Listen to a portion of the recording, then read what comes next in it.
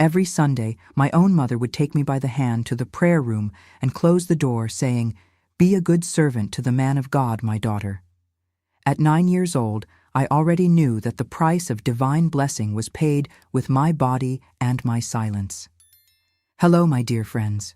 What a joy to be able to talk with you today. I'm Elizabeth Thompson, 73 years young, and I live here in the peaceful town of Asheville, North Carolina. I was born in Pine Creek, a tiny place in rural Kentucky, but life brought me to North Carolina many years ago, and here I made my peaceful corner of the world. Today, my days are filled with the greatest blessing God could give me, my grandchildren. I have 4 wonderful grandkids, Laura, who's 8, Peter, who's 6, Claire, who's 4, and little Gabriel, who's just 2 years old. They are the light of my life, the reason for my smile every morning. My daughter Mary lives nearby, just 2 streets away, and every day she drops the children off with me while she goes to work at the hospital where she's a nurse. Early in the morning, the doorbell rings and those smiling little faces invade my house, bringing joy. I prepare breakfast for them, oatmeal with cinnamon for Laura, who's just like her grandma in her preferences, toast with butter and hot chocolate for Peter, and fruit puree for the little ones. Then it's time for stories, games, and lots of affection. With the children, I've rediscovered the world. Through their little eyes, I see magic in the simplest things. An ant carrying a leaf, a butterfly landing on a flower in the garden, a bird building a nest. I taught Laura to make rag dolls, just as my grandmother taught me. Peter loves when I tell stories about my childhood in Kentucky. Minus the sad parts, of course. And the little ones just want to be held and sung lullabies, which I sing with all the love in the world. Taking care of them has healed many old wounds. Each tight hug, each "Grandma, I love you," said with that sincerity that only children have, is medicine for the soul. Seeing how they grow up loved, protected, respected in their innocence, this gives me a peace that I can't explain in words. It's as if, through them, I could relive my own childhood, but this time, the right way, the way it should have been. Oh, and if you're watching me now, would you please do me a favor? Click on the like button and subscribe to the channel. This helps this grandma here to reach more people with her stories. And tell me in the comments, what town are you watching from? And what time of day did you find this video? Early morning with coffee, after lunch, or late at night?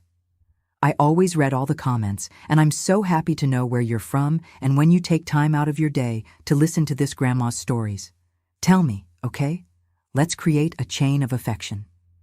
You know, my dears, today I want to share with you a story that I kept silent for many years. A story about how true faith can be confused with blindness, and how the people who should protect us are sometimes the ones who hurt us the most.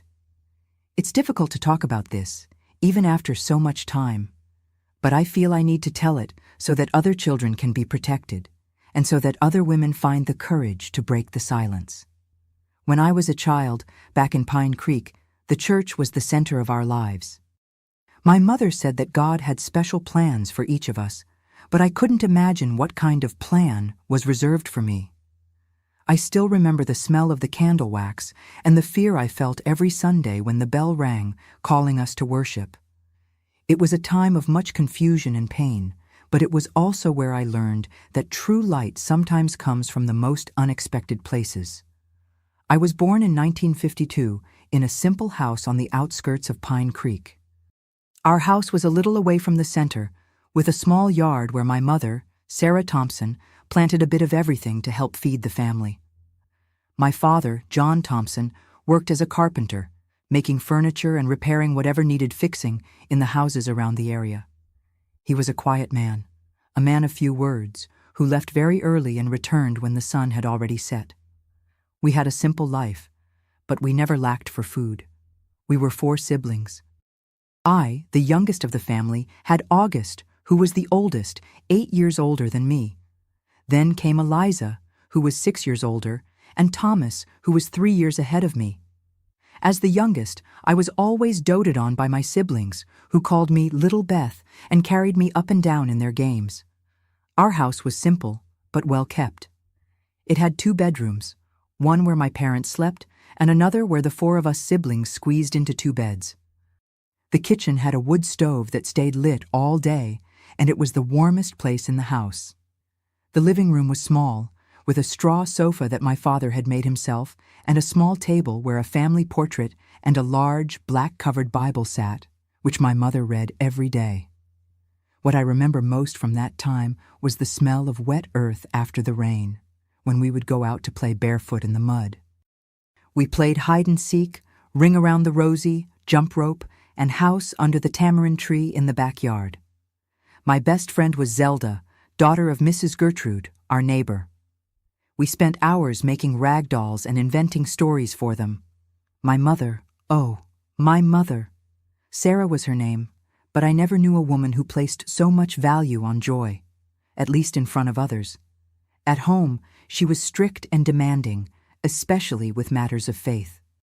She was the first to arrive at church and the last to leave. She knew the Bible by heart and believed that every word in it was to be followed to the letter. From a very young age, I was taught that the church was our second home, and that respect for men of God came right after respect for parents. Our congregation was the Church of Divine Promise, a small white church with a wooden cross at the very top, which gathered about 30 families from the area. Services were held 3 times a week, but Sunday was the most important day, when everyone dressed in their best clothes and spent the entire day there. In Pine Creek, in those days, religion shaped everything. The year's festivities revolved around the religious calendar. We had the May Festival, when houses were decorated with colorful banners and there were processions through the streets. In the summer, it was time for the county fair, with bonfires, square dances, and lots of country music, which was the only music my mother allowed, and even that reluctantly. We ate roasted corn, baked apples, cornbread, and drank homemade cider, which the adults prepared weeks in advance. At school, I was a quiet girl who didn't cause trouble. I liked to study and had a way with words. Teacher Leonora always said I had a future ahead of me, that I could even be a teacher one day. I dreamed of that, imagined myself teaching other children, far from there, perhaps in Louisville, which to me seemed like a magical and distant place. It was around the age of 7 that I began to notice there was something different about me. My mother began to separate me from my siblings on certain occasions. While they could go play after Sunday service, I had to stay for special doctrine lessons. She would comb my hair carefully, put on a white dress that was saved just for these occasions, and tell me, "You are special, Elizabeth. God has chosen you for a mission." I remember once, I must have been about 8 years old, when I asked my mother why only I had to stay for these lessons. She squeezed my arm tightly, her eyes flashing in a way that frightened me, and said, "Never question the Lord's designs. It is an honor to be chosen. You have to be on your knees thanking God for the blessing you received." And that's how I grew up, between playing in the yard with my siblings and Zelda, classes at the local school, and the long Sundays at church, which began with joy and ended with a knot in my stomach that I couldn't explain. My father hardly interfered in my upbringing. When he was at home, he would stay on the porch making small wood carvings or reading the newspaper that came once a week from the capital. The issues of education and religion were my mother's territory, and not even he dared to question. And so it was, until I was 12, when everything began to change. Our little church received a new spiritual guide, coming from a larger city. The old one, Mr. Anthony, was already quite elderly, and could no longer conduct the services with the vigor the congregation expected. The new leader arrived on a Sunday morning, dressed in white, with a smile that showed all his teeth and a voice that sounded like thunder. The entire church fell silent when he began to preach, and I saw my mother cry with emotion for the first time. "He is a messenger of God," she whispered, squeezing my hand, "a true prophet among us." It was on my 13th birthday, in May of 1965, that everything began to change in a way that would mark my life forever. I remember it as if it were yesterday. Mom had made a coconut cake, my favorite, and invited some people from the church for a simple celebration after Sunday service. I was wearing a new dress, light blue, that my sister Eliza had sewn especially for the occasion. After the birthday wishes and the small celebration, when we were already preparing to return home, my mother approached with a different smile on her face. "Our guide wants to speak with you, Elizabeth. It's a special honor on your birthday." I felt a chill run down my spine. The special lessons with the old Mr. Anthony were just conversations about the Bible, where he, already elderly and with poor eyesight, would ask me to read passages aloud and then explain the meanings. But the new guide was different. Since his arrival the year before, he had transformed our small congregation. The services now lasted for hours, with people crying, shouting, and even fainting when he laid hands on them. My mother venerated him in a way I had never seen before. "He has the gift of prophecy," she would say. "He can see the future and the past of people. He can heal diseases and cast out demons." That Sunday in May, I was led by the hand to the back room of the church. It was a small room that served as an office and library for the spiritual guide. It had a dark wooden desk, some chairs, and shelves full of religious books. A large crucifix hung on the wall, and there was a strong smell of incense in the air. "Leave us alone," he said to my mother, with that voice that seemed to come from the depths of the earth. She nodded, with her eyes lowered in a sign of respect, and before leaving, she turned to me and said, "Be a good servant to the man of God, my daughter. Remember that you were chosen." When the door closed, I stood there, standing, not knowing what to do or say. He sat in the chair behind the desk and watched me for what seemed like an eternity. "Do you know why you're here, Elizabeth?" he finally asked. To learn more about the Bible, sir," I replied hesitantly. He let out a short laugh. "Not just that. You are here because your mother made a promise. She promised that if God healed your father from that pneumonia 7 years ago, she would offer her youngest daughter for the service of the Lord." I was confused. I didn't remember my father having been so sick, but I was very young at the time. "What kind of service, sir?" He got up and walked around the desk, coming very close to me, so close that I could smell the clove of his lotion. "The most sacred service that exists, the one that only the chosen ones can provide." What happened in that room that day, and on the Sundays that followed, I took many years to process. In my little girl's mind, raised to obey and never question religious authorities, that was a kind of ritual, a necessary sacrifice to ensure God's blessings for my family. "The price of blessing," as he called it. "Your silence is your greatest proof of faith," he would always tell me at the end, when I already had teary eyes and a shattered soul.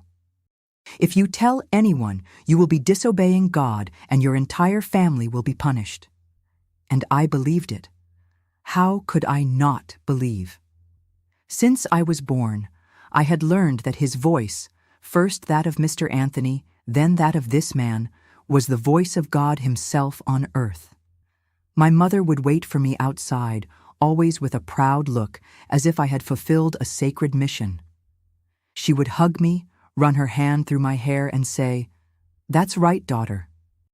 This is how we thank God for all the blessings he gives us." At home, things began to change too. My mother began to treat me differently from my siblings. While they had to help with household chores, I was spared. "Elizabeth already does the most important work for this family," she would say when my sister Eliza complained. I got a room all to myself when August left home to work in another city, an unimaginable privilege until then. But these privileges did not compensate for the emptiness that was growing inside me. I began to withdraw from other children my age. I no longer played with Zelda, who didn't understand why I had changed so much.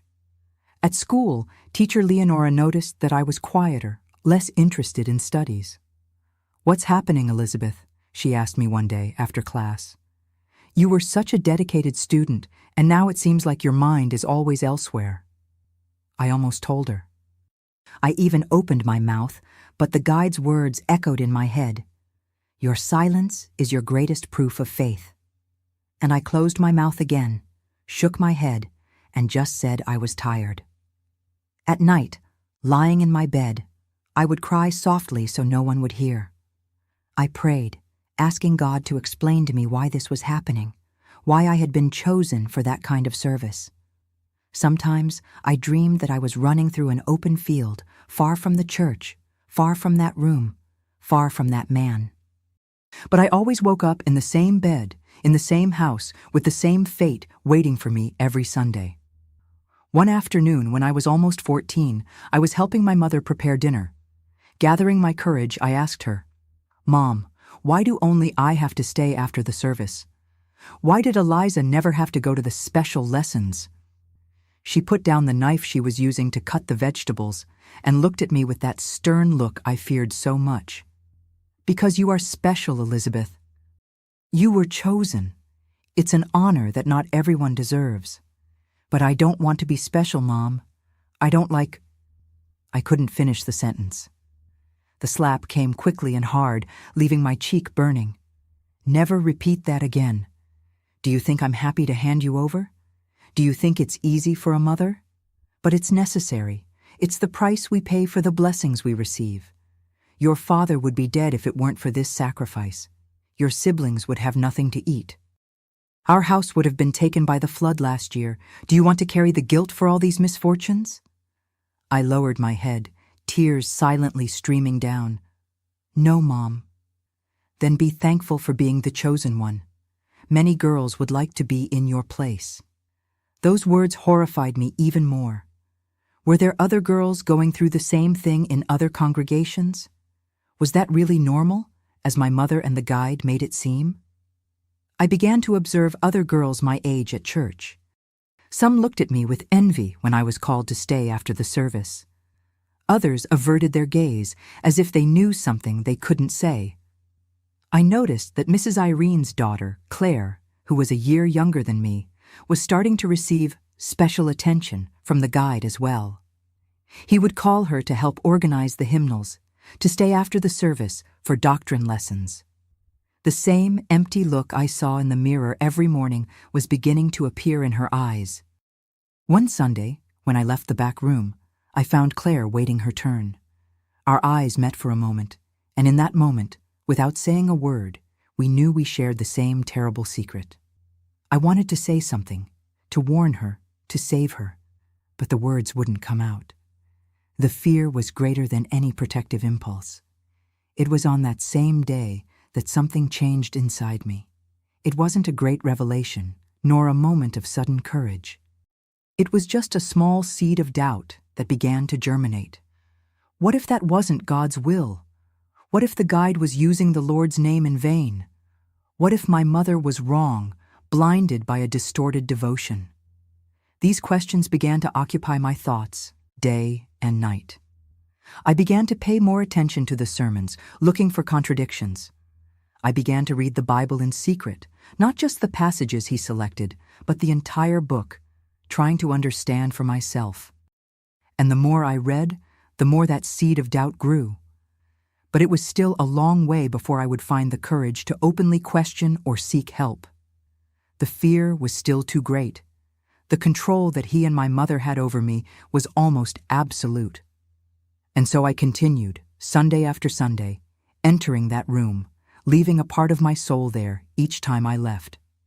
The only thing that kept me going was the idea that one day, when I was older, I could leave that town, that church, that life.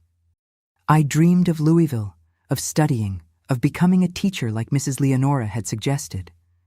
That dream, as distant as it seemed, was the only light at the end of that endless tunnel of Sundays. The years went by, and that terrible ritual continued to be a part of my life, as if it were something normal. I was already 15 when I realized that our family seemed to be prospering in a way that others couldn't. My father received an offer to open his own small carpentry shop. My brother August returned from his time away with enough money to buy a piece of land. Eliza secured a good marriage with the son of the general store owner, a hard-working and respected young man in the community. You see, Elizabeth? These are the blessings that your sacrifice brings to us, my mother would say, as if that should console me. And in a way, it worked. If at least my suffering brought some good to the people I loved, perhaps it was worth it. That's how I tried to convince myself, to bear the burden. But as time passed, the guide became more demanding, more controlling. The Sundays after service were no longer enough. Now he would send for me on random days, saying he had received divine guidance for special prayer sessions. My mother always complied without questioning, taking me to the church at any time of day or night. "She needs to come now," he would say, and off we would go, even if it was during dinner, even if it was late at night. My father began to find these outings strange, but whenever he questioned, my mother would respond, "These are church matters, John. You wouldn't understand." On one of these nights, as we were walking back home under a starry sky typical of the Kentucky countryside, I gathered my courage and said, "Mom, I can't take it anymore. Please don't make me go back there." She stopped walking and looked at me with an expression I had never seen before. It wasn't anger nor disappointment. It was fear. "You don't understand, daughter. We can't stop now. He said that if the sacrifice is interrupted, all the blessings will turn into curses. Your father will lose the carpentry shop. August will lose his land. Eliza will lose her husband. And something terrible will happen to Thomas." "What kind of God would do that, Mom? What kind of God would punish innocent people?" "Don't blaspheme," she whispered, looking around as if someone might hear us on that deserted road. "It's not God who punishes. It's the demons who are always lurking, waiting for a crack in our faith to attack. The guide is our protection against them." I realized at that moment that my mother was as trapped as I was, only in a different prison. The prison of fear, of superstition, of a faith distorted by years of manipulation. But that didn't make it any easier to bear what I was going through. At school, my grades began to drop drastically. Teacher Leonora, concerned, called my mother in for a conversation. "Elizabeth was one of the best students, but now she can barely concentrate. Has something happened at home?" "She is going through a period of spiritual trial," my mother replied, using the same words the guide used. "It's something necessary for the maturing of the soul." The teacher didn't seem convinced, but in that time and place, questioning the authority of parents or the church wasn't common. Even so, she tried to help me in her own way, offering extra classes, lending books, trying to rekindle my interest in studies. It was through one of these books that I found a bit of escape. It was a novel about a young woman from the countryside who goes to study in the city and becomes a respected professional. I clung to that story like a castaway clings to a piece of wood. I read and reread it in secret, dreaming that one day that could be my story too. Meanwhile, at church, things were getting more and more intense. The guide had built a true empire of devotion. People treated him like a demigod, believing he could predict the future, cure diseases, ward off curses. His influence extended beyond Pine Creek, reaching neighboring communities. With this growing popularity, he became increasingly bold, increasingly sure of his impunity. The number of chosen ones increased. Besides me and Claire, at least 3 other girls were co-opted for the special service. We would sometimes meet in the corners of the church, exchanging glances that said more than words. A silent club of wounded souls, united by a terrible secret that none of us dared to share. One of these girls, Selena, daughter of farmers from a neighboring community, couldn't take the pressure. One day, she simply disappeared. It was said that she had run away to Louisville, but the rumors that ran in hushed voices suggested something much darker. She questioned the authority of the guide, I heard my mother comment with another devotee. God punished her for her disobedience. That chilled me inside.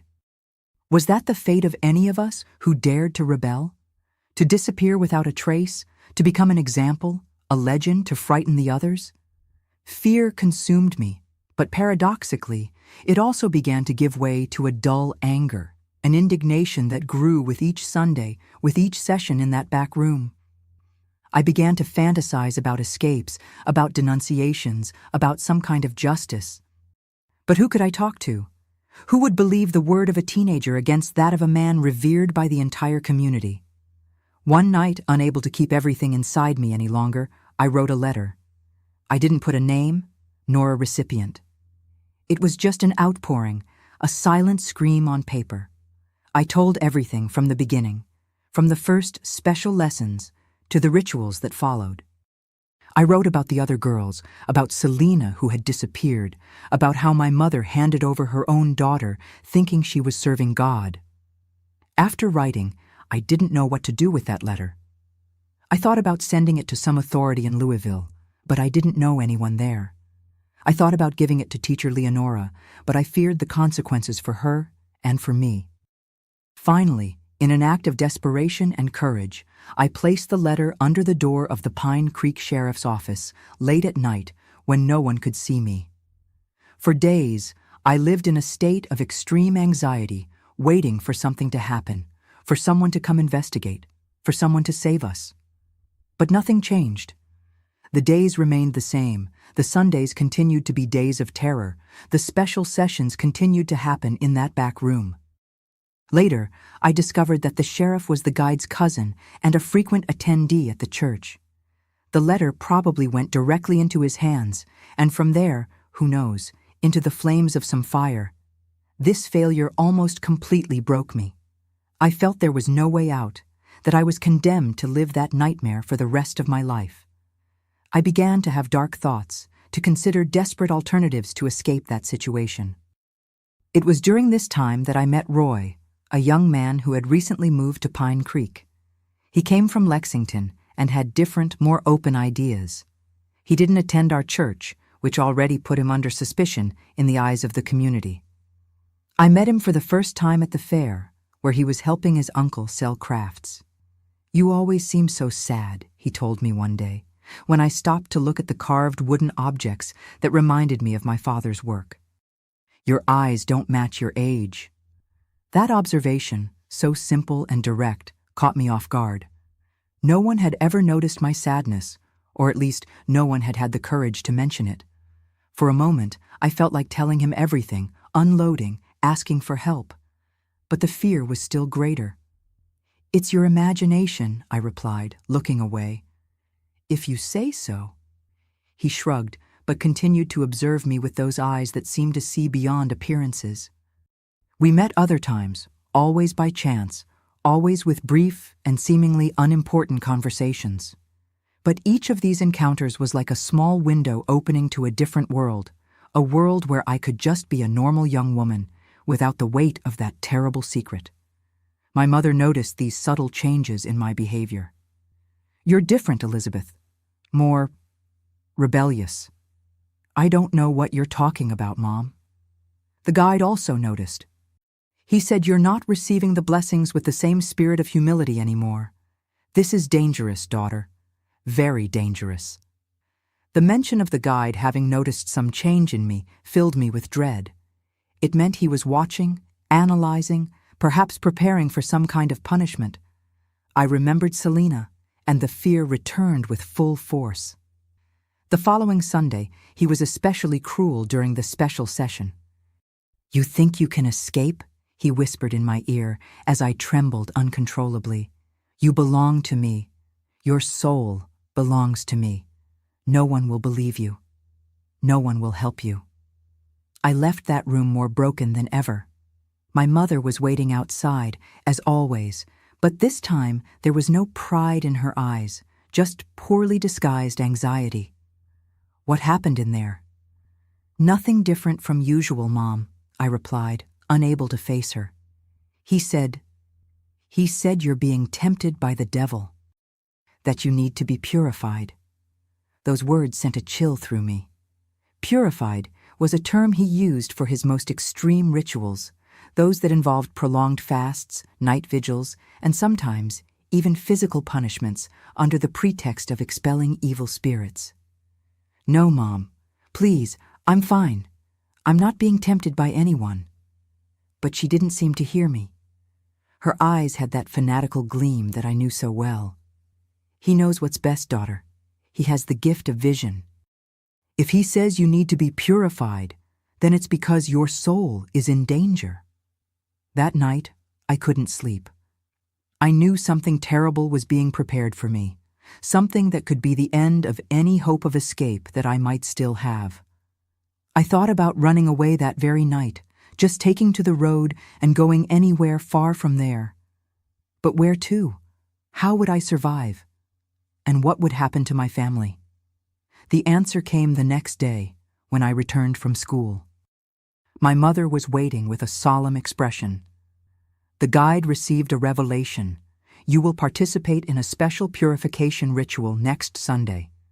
You will be secluded in the church for 3 days, in fasting and prayer. Panic took over me. 3 days alone with him, without witnesses, without protection, without food to keep me strong.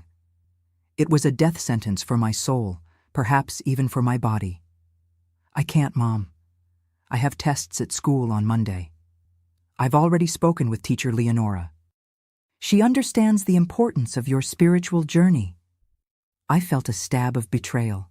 Even Teacher Leonora, the only person I minimally trusted, had been co-opted into that madness. Or perhaps she simply had no choice, just like no one seemed to have in that town dominated by fear and superstition.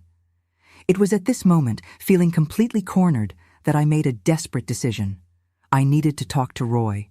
He was from outside, had different ideas, maybe he could help me somehow. It was a minimal chance, but it was the only one I had. That afternoon, I slipped out of the house, saying I was going to buy thread for my mother at the store. I ran to the fair, praying to find Roy at his uncle's stall, and there he was, arranging small wooden sculptures. I need your help, I said, without preamble, my voice trembling with fear and urgency. He seemed surprised by my direct approach, but nodded.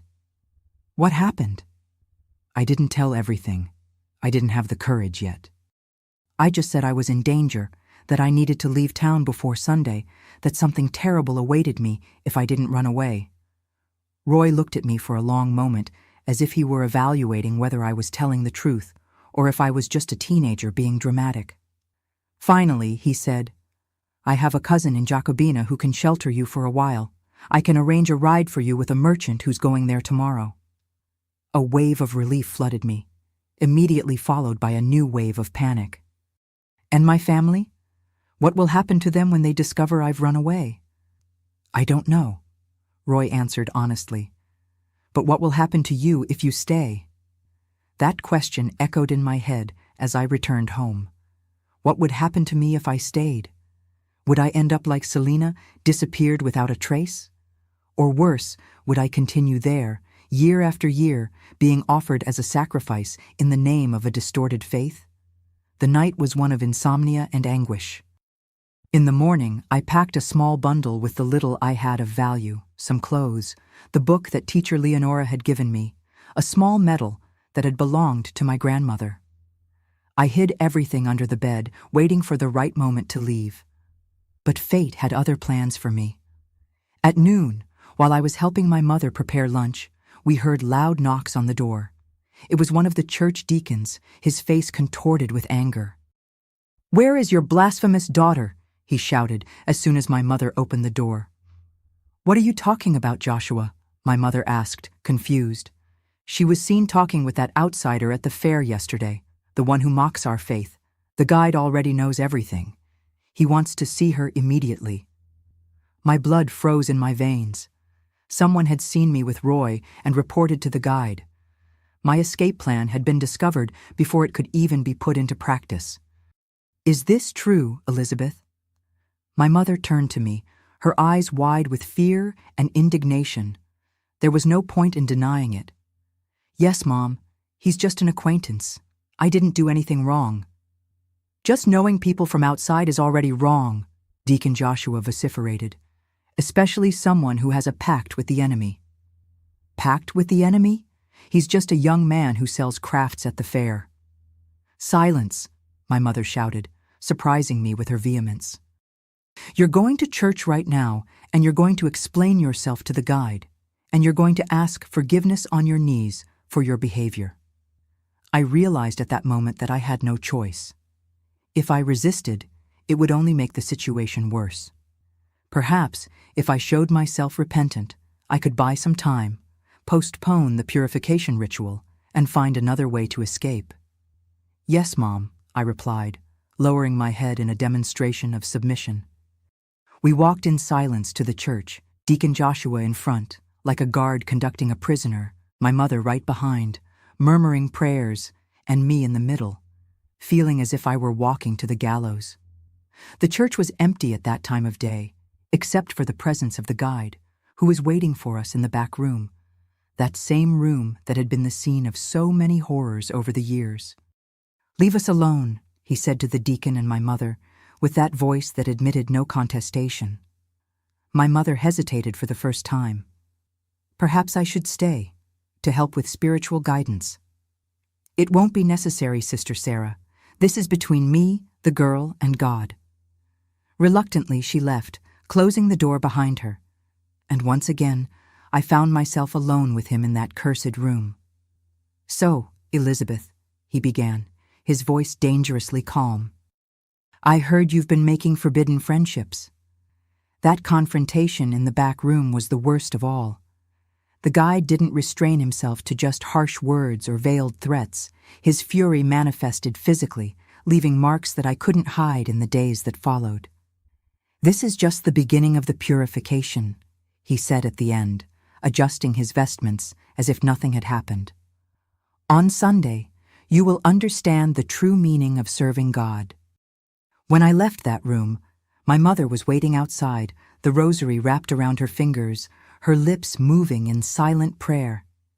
Seeing my state, her eyes widened for a moment, but soon returned to the resigned expression of always. "It's for your own good," was all she said, as we walked back home. That night, lying in bed, feeling pains that went far beyond the physical, I made a decision. No matter how, no matter the price, I needed to escape before Sunday. The idea of the 3-day purification ritual filled me with a terror that I can't describe even today, so many years later. I tried to talk to Roy again, but I discovered that he and his uncle had left town in a hurry. There was a rumor that the guide had declared them servants of the devil and incited the congregation against them. My last hope of escape had disappeared. The days that followed were a blur of fear and despair. My mother barely let me leave the house, except to go to school, and even then, Deacon Joshua would accompany me on the journey, like a guard. At home, she made me pray for hours, read specific passages from the Bible about obedience and sacrifice, preparing me for what was to come. On Saturday night, the eve of the fateful day, I couldn't sleep. I spent hours looking at the ceiling, imagining ways to escape, even knowing that all doors were closed to me. It was then that I remembered something that teacher Leonora had said in a class. Sometimes, when we can't change a situation from the outside, we need to change it from within. What did that mean for me at that moment?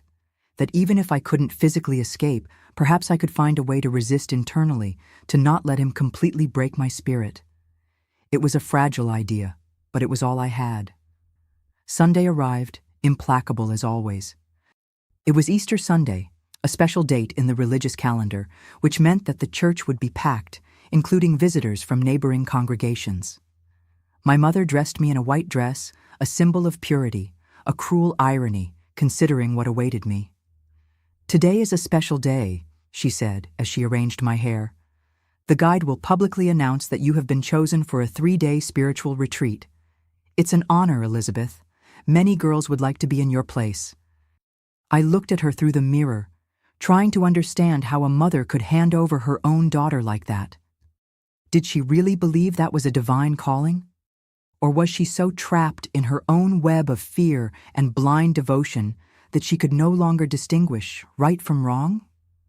The church was really full that morning. I recognized faces from other communities, entire families who had come to honor the special Easter service. We sat in the first row, as always. My mother to my right, proud and haughty, my father to my left, as oblivious as ever to what was really happening, and my brother Thomas beside him, the only one in the family who sometimes looked at me with an expression that suggested he might suspect something. The service began with the usual hymns, followed by readings and prayers. The guide was particularly inspired that day, his voice thundering through the space, his hands gesturing dramatically as he spoke about sacrifice, redemption, and obedience. Just as Christ gave himself on the cross, we must give ourselves to the service of God, he shouted, walking from one side of the pulpit to the other. Just as Abraham was willing to sacrifice his son Isaac, we must be willing to sacrifice what is most precious to us. The congregation responded with fervent amens, some people even getting up, overcome with emotion.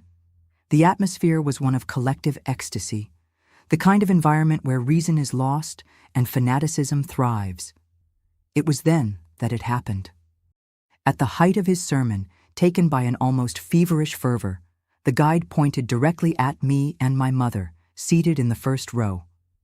"See this woman," he exclaimed, indicating my mother, "a true servant of God who does not hesitate to hand over her own daughter as an offering on my altar to receive the grace of the Lord." A sudden silence fell over the church. Those words, said that way, sounded strange. It wasn't the kind of thing that was said in public, even in our congregation where fanaticism was the norm. It was too specific, too personal, and the choice of words, "my altar" instead of "God's altar," revealed an arrogance that, for a moment, seemed to shock even the most devout faithful. My mother lowered her head, as if feeling the weight of the gazes that now turned to us. Beside me, I felt my father shift uncomfortably on the bench. And I, for the first time in years, felt a small flame of hope light inside me. That had been a slip, an accidental confession, and someone, perhaps, had noticed. The guide seemed to realize his mistake, for he quickly changed the subject, returning to the theme of resurrection. But the damage was already done. I saw a man in the third row whom I had never seen before, probably a visitor from another congregation, observing me with an expression that mixed curiosity and concern. At the end of the service, as people greeted each other and talked, that man approached me when my mother moved away for a moment to speak with other women. "Hello," he said in a low voice. "My name is Arthur. I'm from the Oak Ridge congregation." I nodded, not knowing what to say. "That thing the pastor said about your mother handing you over as an offering on his altar. What exactly did he mean by that?" I felt my heart race. It was the first time someone had openly questioned that situation. The first time someone seemed to realize that something was wrong there. "I don't know," I replied, my voice almost inaudible, fear still controlling my words. "Are you okay?" he insisted, noticing my unease. "You seem scared." At that moment, I saw my mother coming back in our direction, her face contracted as she realized I was talking to a stranger. I saw the guide watching from afar, his eyes half closed. I saw my whole life up to that point, the years of silence and suffering, and suddenly, like a dam that breaks after years containing the pressure of water, the words began to come out. "I'm not okay," I whispered hastily. He does things, in the back room, after the services. My mother knows. She takes me there. She says it's a necessary sacrifice. He calls it the price of blessing. Today, they're going to take me for a 3-day purification ritual. I'm afraid of what will happen." Arthur's eyes widened. He looked quickly at the guide, then at my mother who was approaching, and then back at me. "Don't worry," he said, his voice firm despite the evident shock on his face. "I'm going to get help." Before he could say anything else, my mother arrived at our side. "Elizabeth, the guide wants to talk to you. It's time to prepare for the retreat." Arthur quickly intervened. "Ma'am, I just invited your daughter to our Easter celebration in Oak Ridge next week. We have many young people her age. It would be a good opportunity for her to meet other members of our congregation." My mother looked at him with suspicion. "I appreciate the invitation, But Elizabeth has spiritual commitments here. Maybe another time. Of course I understand, Arthur replied, with a polite smile that didn't reach his eyes. It was a pleasure to meet you. God bless you. As we walked away, I looked back one last time. Arthur was talking with other men from his congregation, gesturing discreetly but urgently.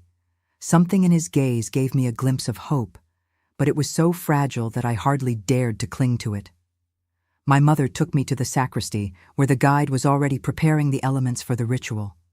"Leave us alone for a moment, Sister Sarah," he said.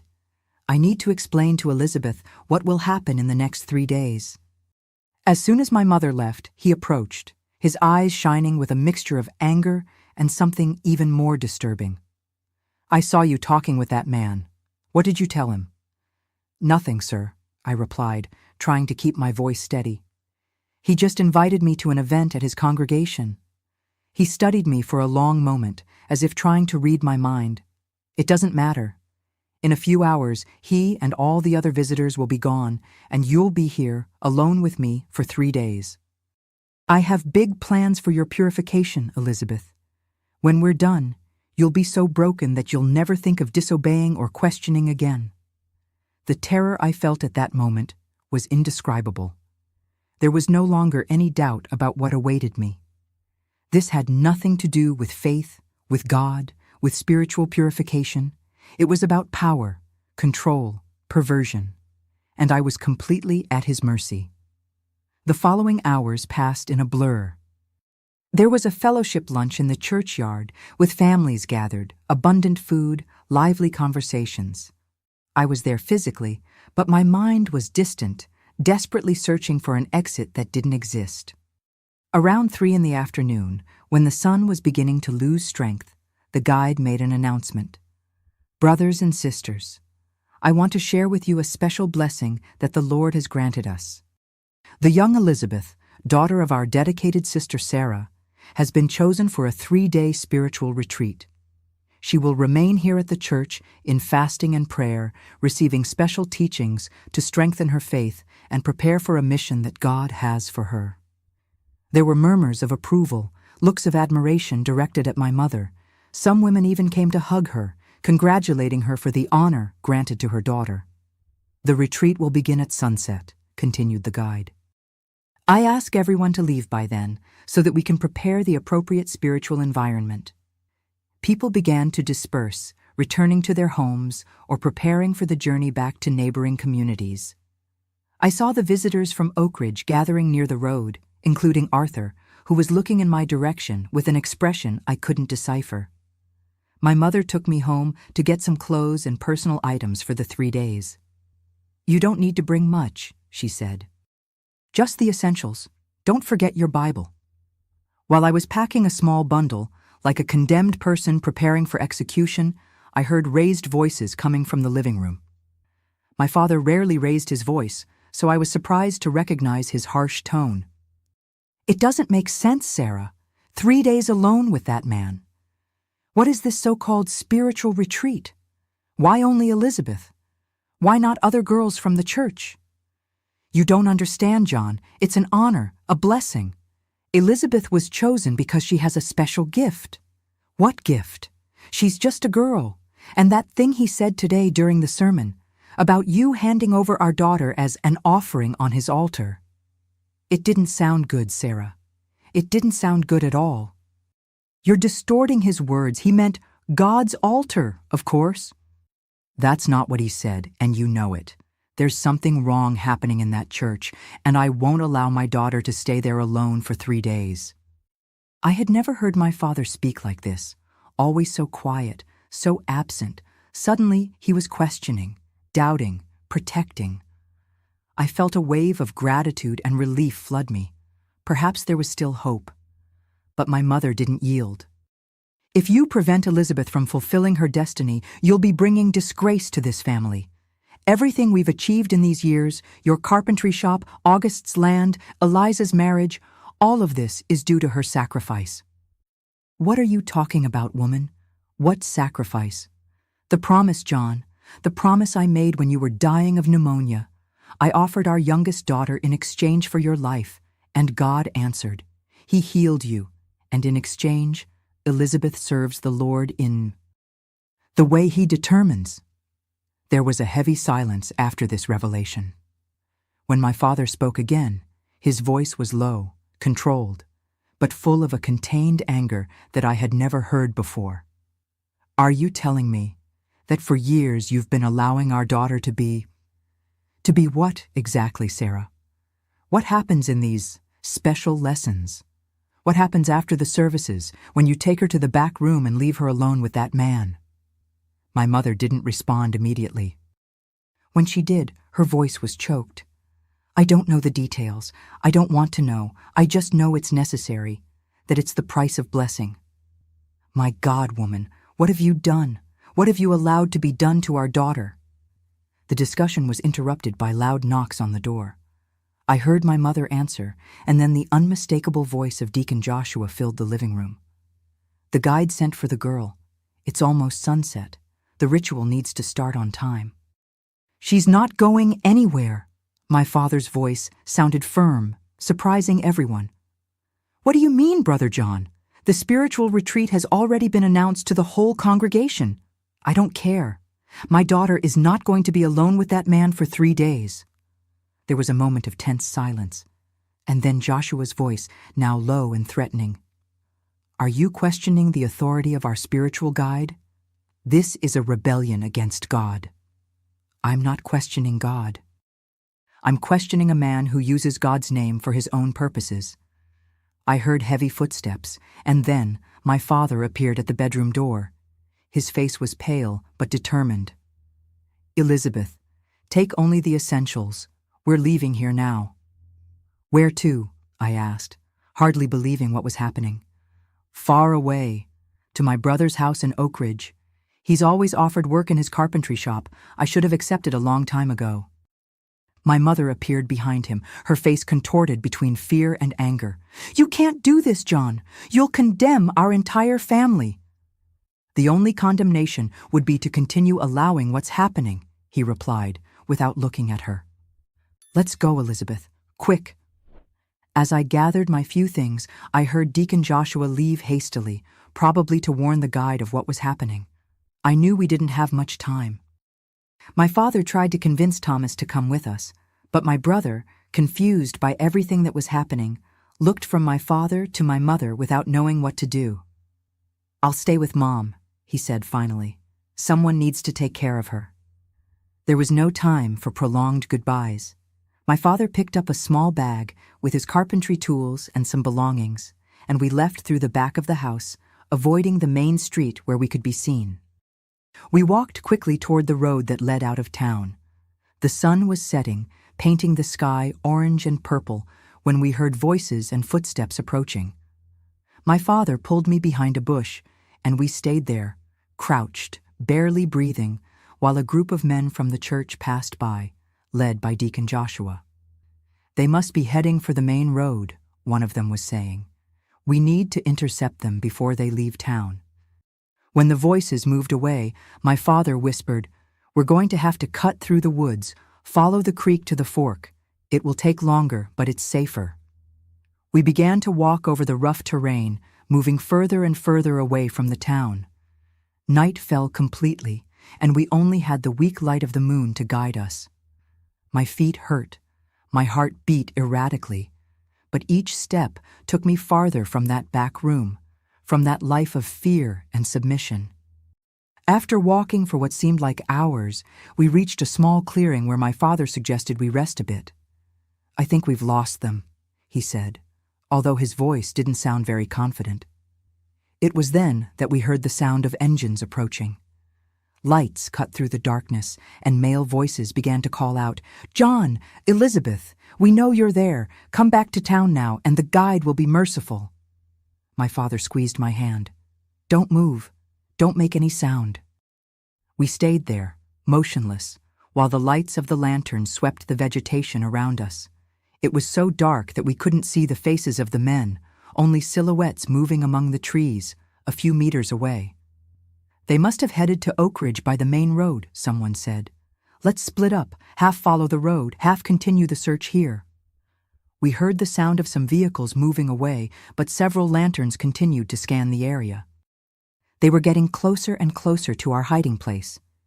It was at this moment that we heard another engine sound, different from the previous ones, and stronger lights illuminated the nearby road. New voices, unknown, sounded in the night. "Oak Ridge Sheriff's Department. Who's there?" A murmur of confusion spread among the men from the church. "Sheriff, what are they doing here?" We received a serious complaint about what's happening at the Church of Divine Promise. "We're looking for the leader and some witnesses." I recognized Arthur's voice, the man who had spoken to me after the service. "It's them, Sheriff, the men from the church. They must be looking for the girl and her father." There was a moment of confusion, with shouts and orders being given. The lanterns began to move erratically, some moving away rapidly, others approaching the road. My father pulled me by the hand. "It's our chance. Let's go." We ran toward the lights of the police cars. When they saw us emerge from the vegetation, some officers pointed their weapons, but Arthur quickly shouted, "It's them! The girl and her father! The ones we're trying to help!" A tall man, wearing an official uniform, approached us. "I'm Sheriff Gervais from Oak Ridge. You're safe now." It was only then, hearing those words, that I realized the nightmare had really ended.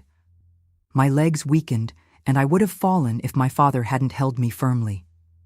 "What happens now?" my father asked, his voice trembling with fatigue and relief. "Now," said the sheriff, "we're going back to Pine Creek and arresting a false prophet." The return to Pine Creek was very different from our desperate flight. Now, we were protected by police cars, with Sheriff Gervais in the lead and Arthur at our side, explaining how everything had happened. "When I heard what the guide said during the sermon, I found it strange," Arthur told us, as we traveled down the dark road. "But it was your reaction, girl, that alerted me. Then, when we talked, and you told me about the special sessions and the purification ritual, I realized something very serious was happening." Arthur explained that, upon returning to Oak Ridge with his congregation, he went straight to talk to Sheriff Gervais, who was his brother-in-law. "I told him my suspicions, and he decided to investigate immediately." "We had already heard rumors about this church," the sheriff added, "but we never had evidence or witnesses willing to speak. When Arthur told me what you had said and what he had heard during the sermon, I knew it was time to act." My father, sitting beside me in the back seat of the police car, held my hand tightly. "Why didn't you tell me before, daughter?" he asked, his voice filled with emotion. "All these years." "I was afraid, Dad," I replied, finally letting the tears flow freely. "Afraid of what could happen to the family. He said that if I told, everyone would be punished, and Mom always said it was necessary, that it was the price of blessing." He shook his head, his eyes glistening with unshed tears.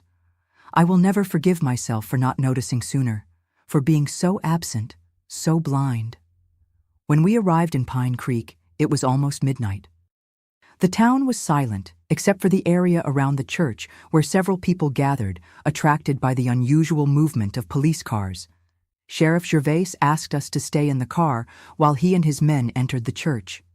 From outside, we could hear raised voices, protests, and then the unmistakable sound of handcuffs being closed. Minutes later, we saw the guide being brought out, handcuffed, escorted by 2 officers. His face, usually so serene and controlled, was now contorted with rage. When he saw us in the car, his eyes fixed on me with an intensity that made me involuntarily shrink back. "You'll regret this, Elizabeth," he shouted as he was pushed into a police van. "God will punish your disobedience." But his threats no longer had the same power over me. There, protected by the presence of my father and the authorities, I was finally able to see that man for what he really was. Not a messenger of God, but a predator who used faith to manipulate and abuse. The night was long. We were taken to the Pine Creek Sheriff's Office, where we gave detailed statements. It was the first time I told everything, from the beginning, without fear of reprisals. Sheriff Gervais and a female officer listened to me with attention and respect, without judgments. "You're very brave, Elizabeth," said the officer, whose name was Nancy, at the end of my account.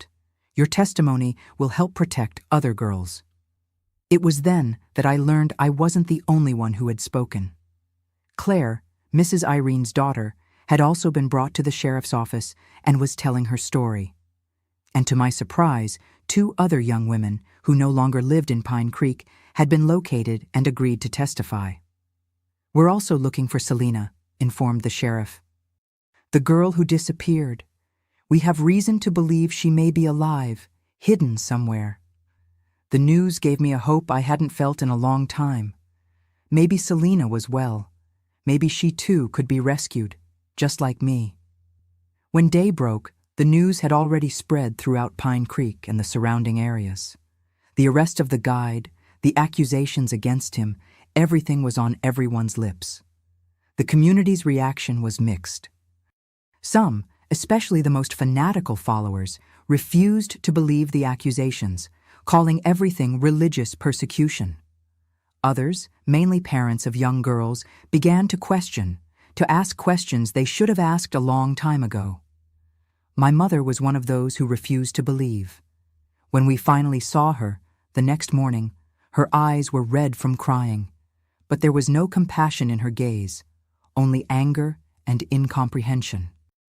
"What have you done?" she screamed upon seeing my father and me returning home, escorted by an officer. "You've destroyed everything. The church, our family, our reputation, and for what? Because of lies." "They're not lies, Mom," I replied, finding in myself a strength I didn't know I had. "You know they're not. You took me to him. You closed the door and walked away. You knew what was happening in there." She recoiled as if she had been slapped. "It was necessary," she whispered, but her voice no longer had the same conviction. "It was the price of blessing, I know. You repeated that for years. But what kind of blessing is built on the suffering of a child, Mom? What kind of God would require that?" She didn't answer, just walked away, entering the house and closing the bedroom door. She would stay there for days, refusing to come out, refusing to talk to us, refusing to accept the reality of what she had allowed to happen. The days that followed were a whirlwind. There were testimonies, investigations, medical examinations. We discovered that the guide's real name was Ezekiel Matthews, and that he had a history of similar accusations in other towns, from which he always left before the authorities could act. Pine Creek had been just the most recent in a long list of communities he had exploited. The police found in his house detailed diaries where he recorded his conquests, his manipulation techniques, his plans for future victims. Among them, there were notes about my sister Eliza, from years ago, and more recently, about other girls in the congregation. The horror of those discoveries shocked even the most skeptical. And then, about a week after his arrest, came the news I had been waiting for the most. Selena had been found. She was alive, living with an aunt in a small town near Louisville. She had managed to escape after a purification ritual, similar to what was being prepared for me, and since then had been living in hiding, afraid of being found and brought back. With all this evidence and testimony, there was no doubt that Ezekiel would be convicted. But for me, the true liberation didn't come just from his arrest, but from breaking the silence, from the end of fear, from the possibility of finally beginning to heal wounds that had been open for so many years. My father, fulfilling what he had said on the night of the escape, decided we couldn't stay in Pine Creek any longer. There were too many painful memories there, too many accusing looks, too many whispers behind our backs. He sold the carpentry shop and the house and used the money to start over in Oak Ridge at his brother's house, as had been the original plan. My mother, after weeks of isolation and denial, finally agreed to come with us, although she was no longer the same person. The blind faith that had guided her whole life had been destroyed, and she seemed lost, like a boat without a rudder. It would take years until we could rebuild some kind of relationship, and even then, it would never be like before. Thomas came with us to Oak Ridge, but August and Eliza, already established with their own families, preferred to stay. "We understand your decision," said Eliza when we said goodbye, "but we can't abandon everything we've built here." She hugged me for a long time, whispering in my ear, "Forgive me for not noticing, for not protecting you as an older sister." "There was no way for you to know," I replied, returning the hug. He deceived everyone. In Oak Ridge, I began a new life. My Uncle Ernest, my father's brother, was a kind and understanding man who welcomed us with open arms into his home. He had a daughter, my cousin Ivy, who was about my age, and we quickly became friends. The most important thing, however, was that I was able to resume my studies. The school in Oak Ridge was larger and better structured than the one in Pine Creek, and the teachers encouraged me to make up for lost time. I studied hard, determined to transform my dream of being a teacher into reality. And so, little by little, day by day, I began to rebuild my life from the rubble. It wasn't easy. There were nightmares, there were days when the weight of memories seemed unbearable. But there were also moments of joy, of discovery, of hope. One of the most important things in this healing process was the help of Dr. Helen, a psychologist from Louisville who came to Oak Ridge once a week. It was through conversations with her that I began to understand that what had happened to me wasn't my fault, that I hadn't allowed the abuse, that I had been a victim of a perverse system of manipulation and control. "You survived, Elizabeth," she told me in one of our sessions. And not only survived, but had the courage to speak, to denounce, to break the cycle. "Do you know how many lives you saved by doing that?" I hadn't thought of it that way, but it was true. After Ezekiel's arrest, other victims in other towns began to speak. A true scheme of institutionalized abuse came to light, involving not only him, but other religious leaders who used the same tactic. It was as if a dam had broken, and all those stories that had been silenced for years could finally be heard. When I turned 18 in 1970, I received a letter from Arthur, the man who had been instrumental in my rescue. He told me that Ezekiel had been sentenced to many years in prison, and that the Church of Divine Promise had been closed. In its place, a new congregation had emerged, led by people committed to a genuine faith based on love and respect, not on fear and manipulation. "Your testimony changed many lives, Elizabeth," he wrote, including mine. After everything that happened, I decided to study theology, to better understand how religion can be used for both good and evil. Today, I am a pastor of a small church in Oak Ridge, where we try to practice a faith that liberates, not imprisons. The letter moved me deeply. It was a reminder that, even from the most painful experiences, positive transformations can emerge. And it was this thought that guided me in the years that followed, as I continued my journey of healing and discovery. Today, at 73, I look back and see that life has given me much more than I could ever have expected in those dark days in Pine Creek. The path wasn't easy. It had many curves and obstacles, but each step brought me here, to this cozy house in Asheville, where I live surrounded by the love of my family and, especially, my grandchildren. After finishing my studies in Oak Ridge, I was able to realize my dream of becoming a teacher. I did the normal course in Louisville, traveling every day in an old bus that bumped along dirt roads. It was a period of much effort, but also of much satisfaction. Each book I read, each knowledge I acquired, was like a brick in the construction of my new life. In 1974, with my diploma in hand, I began teaching at the municipal school in Oak Ridge. It was a simple little school, with small rooms and few resources, but to me, it was a palace. Each child who entered my classroom was an opportunity to make a difference, to protect, to teach not just letters and numbers, but values of respect and dignity. It was at school that I met Anthony, who worked as a secretary for the Regional Board of Education. He would come from time to time to do inspections and always stop to talk with me about teaching methods, about books, about the future of education. He was a gentle, respectful man who listened to me with genuine interest, something rare for the time. Our courtship was slow, cautious, especially on my part. The wounds of the past were still open, and the idea of trusting a man again was frightening. But Anthony was patient. He never pressured me, never demanded more than I was ready to give. He was just there, constant, reliable, showing with actions, not just words, that it was possible for another kind of man to exist in the world. We married in 1976 in a simple ceremony, just with family and close friends. My father, who had regained my trust with his sincere repentance and his effort to protect me, walked me down the aisle. My mother was also there, although she was still a shadow of the woman she had been. After the scandal at the church, she never attended any congregation again, but gradually found a more personal and healthy way to connect with her spirituality. Anthony received an offer to work in the education department of Asheville, North Carolina, shortly after our wedding.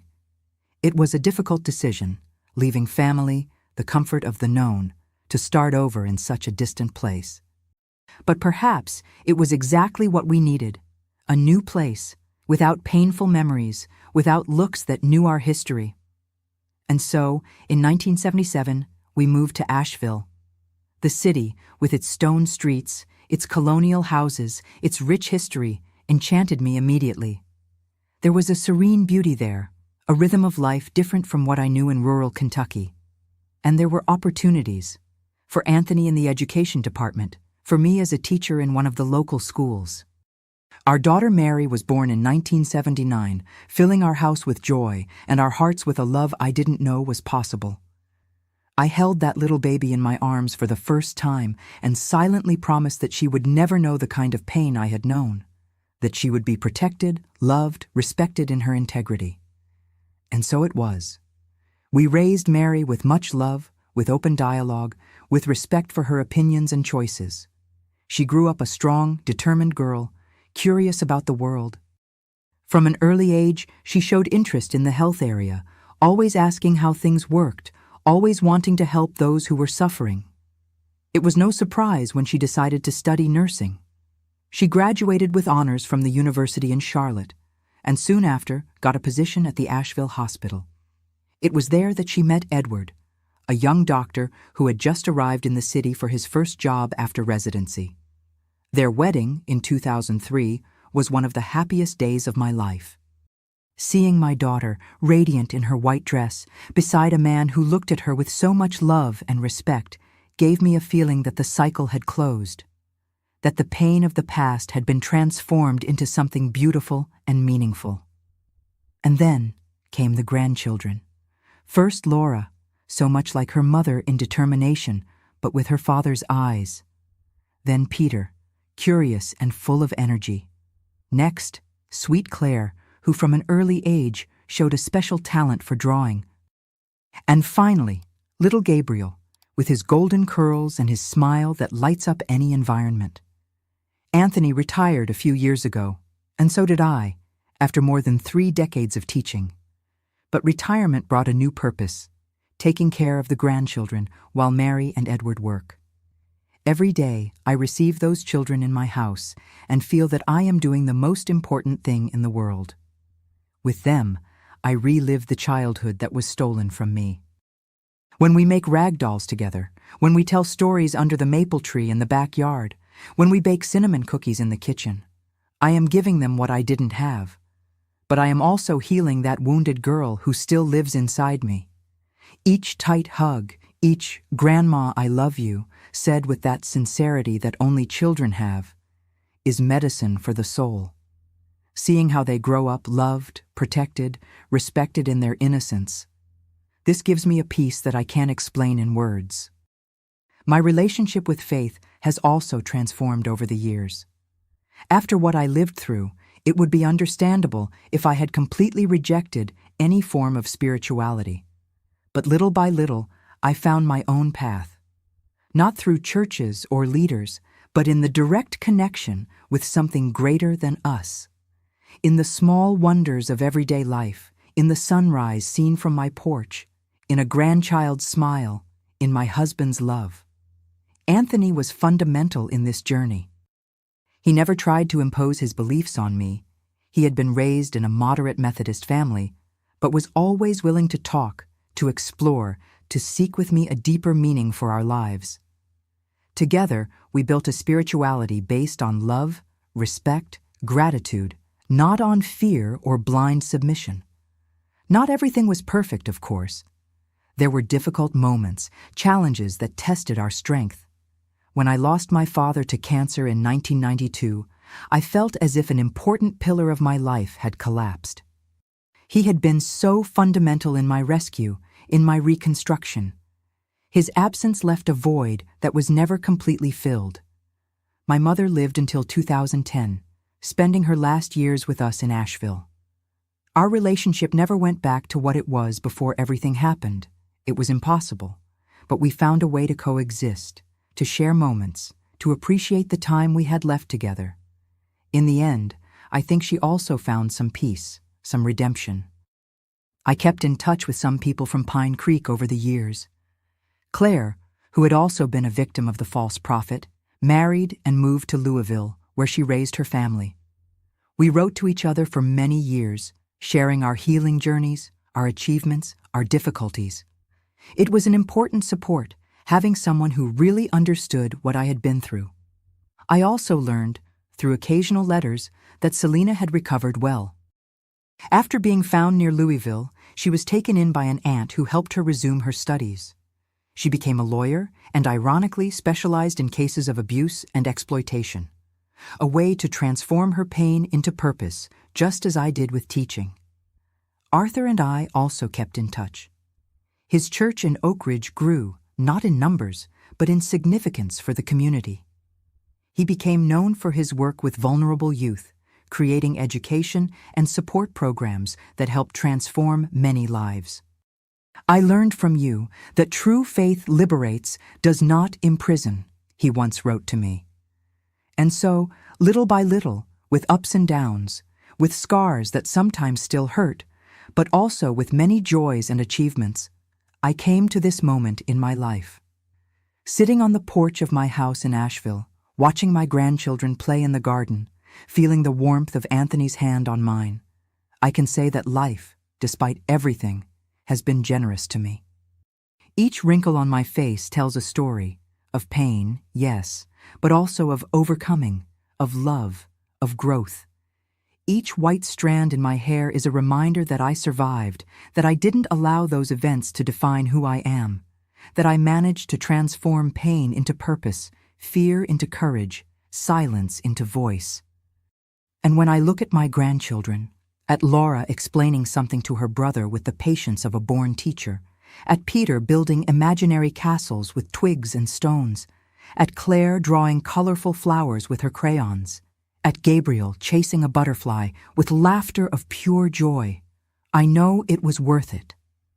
That every tear, every nightmare, every moment of doubt brought me here. And here, in this moment, there is peace, there is gratitude, there is love. My dear friends who have accompanied me this far, sharing this story wasn't easy. Even today, after so many years, some memories bring pain. But I've learned that sometimes we need to revisit the past, not to remain trapped in it, but to understand how we arrived where we are, to recognize our own strength, to give meaning to our journey. If you're going through any situation of abuse, whether physical, emotional, or spiritual, I want you to know, you are not alone. You don't deserve this. And most importantly, there is a way out. There is hope. There is life, a full and dignified life, after trauma. I learned that age doesn't define our strength, but rather our capacity to start anew each day. At 16, I thought my life was over, that I would never again be able to trust, to love, to feel joy. But here I am, 73 years well lived, surrounded by love, with scars, yes, but also with many victories to celebrate. My wrinkles are maps of survival. Each one tells a story of pain overcome.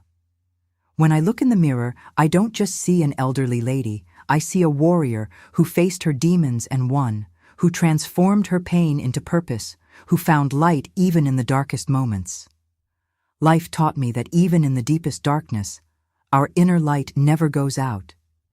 In moments when I thought there was no way out, when fear and shame paralyzed me, there was always a small flame of hope that refused to die. It was this flame that sustained me, that gave me strength to take the first step toward freedom. I never allowed my dignity to be stolen, even when they tried to take everything from me. They could control my body for a time. They could manipulate my mind. They could isolate me from others. But there was something inside me, an essence, a deep identity, that remained untouched, that resisted, that survived. I discovered we are stronger than we imagine, especially when we think we can't take it anymore. How many times did I think I wouldn't survive one more Sunday, one more special session? But I survived. And not only survived, I found strength to denounce, to start over, to build a new life. Time doesn't heal all wounds, but it teaches us to live with them and still smile.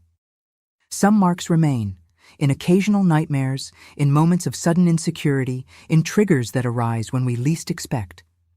But we learn to live with these scars, to recognize them as part of our story, not as definers of our future. My story isn't about what they did to me, but about how I chose to respond.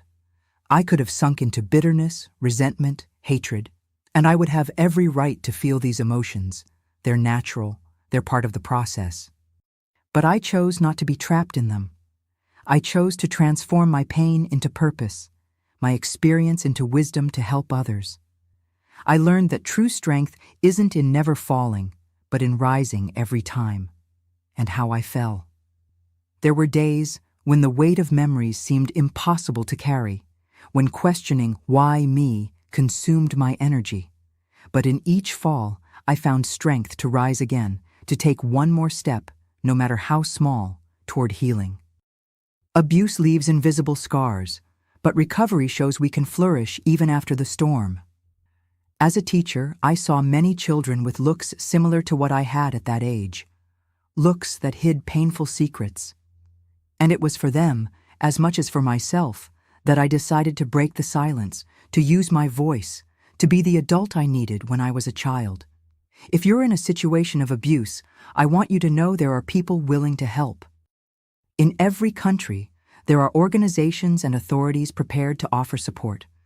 Don't be afraid to seek help, to tell your story, to take the first step toward freedom.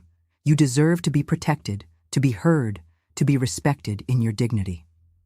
If you know someone who is going through this, be the Arthur of that person, the one who noticed, who asked, who cared enough to do something.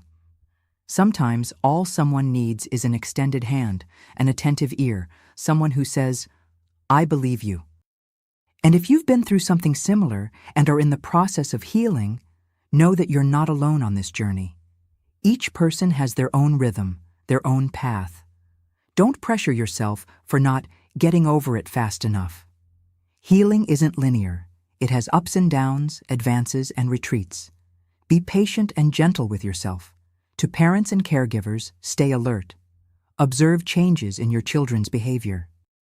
Create an environment where they feel safe to speak, to express discomfort, to say no.